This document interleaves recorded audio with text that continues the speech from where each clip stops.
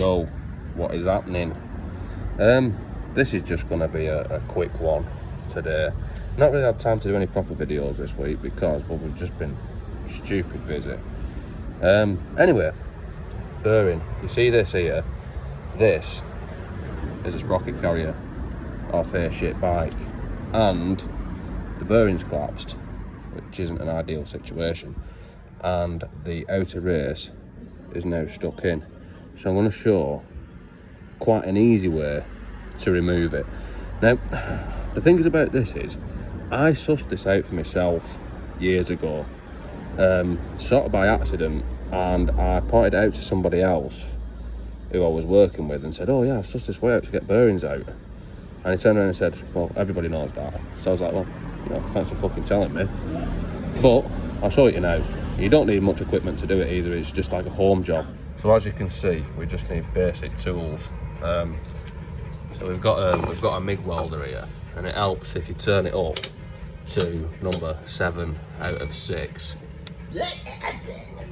And all we're going to do is run a bead of weld around it, round the outer race. The rest of the bearing is disintegrated and fucked off, as I think I've already said. So I'll run a bead of weld around and then we'll show what happens next. So as you can see, we've got a beautiful weld to be proud of around this now. And as it cools down,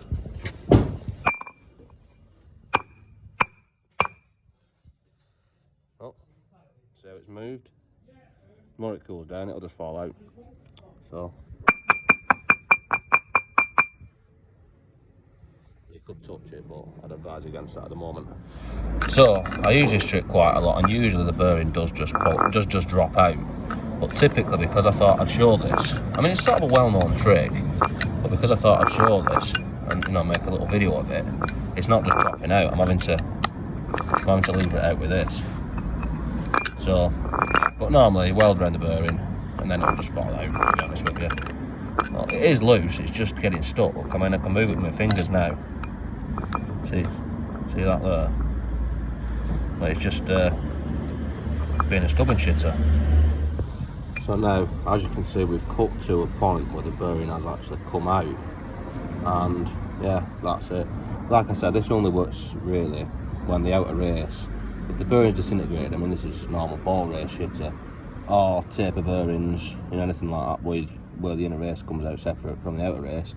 And like I say, you just put a really neat bead around it. It has to be really neat like this, and then usually it just falls out.